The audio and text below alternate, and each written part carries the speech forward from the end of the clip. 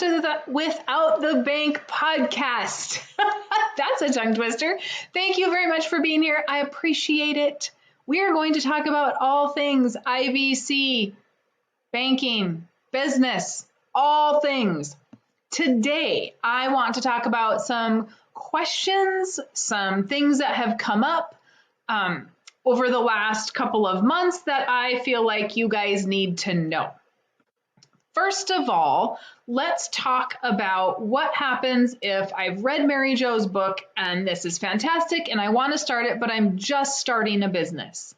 I've got this transition from I'm just starting a business and I'm quitting my job, but I don't have the steady income. There's some expenses with starting the business, all this good stuff.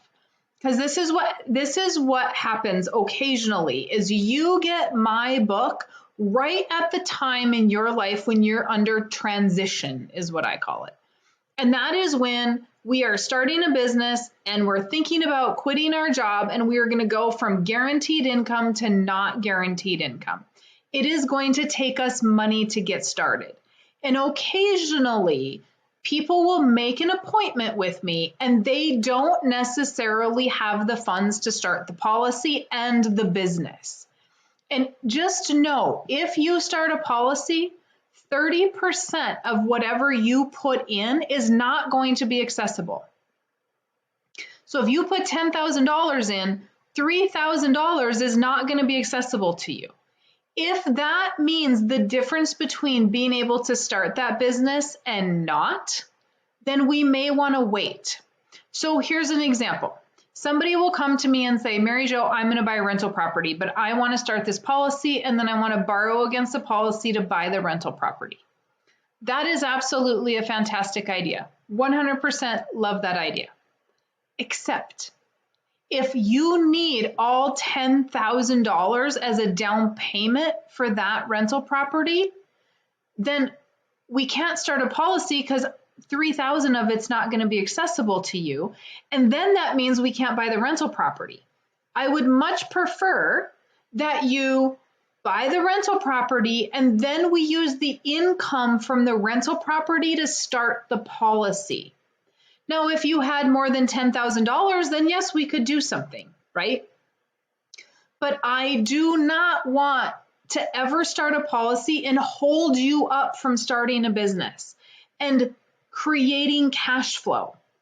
So if you are in that transition phase with a very, very small, itty bitty limited budget, and you already don't know how you're going to get everything done financially, then you may want to wait to schedule your appointment with me until we've got some cash flow coming in, okay?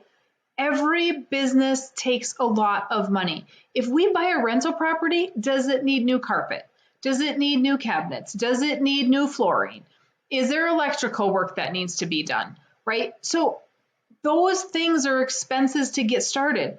If we just started, any other business, let's just say we're starting a blue collar business, we got an electrical company. Well, do you have to put logos on your trucks? Do you need to buy trucks? Do you need to advertise? Do you need business cards made up? You have licenses, you're going to probably have some employees, right? You have to get a phone line. You have to maybe get a different phone. Like all of those things, all of a sudden cost money that maybe we didn't have figured in. It's really amazing to me how many people underestimate the cost it is to start a business. Here's the other thing. Before you start your business, make sure you're buying your house before, or you're refinancing your house before, or you're getting a HELOC on your house before that W-2 income stops. The second that you quit your job, getting a loan is almost impossible for 2 years.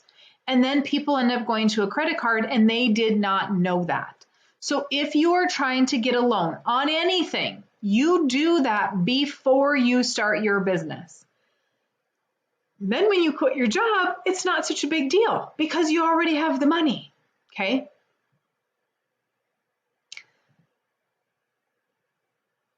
This is where I need you to insert the farming without the bank, the loan rates going up, and the policy structure. and then I will do an ending for this. So if you could piece it together. Thanks. Appreciate you. Okay, you guys, that is all that I have today. Please, as usual, let me know if you have comments, questions, concerns. Mary Jo at withoutthebank.com.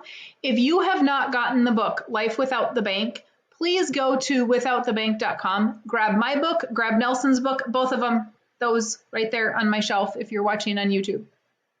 Get those. Then go ahead, schedule your appointment.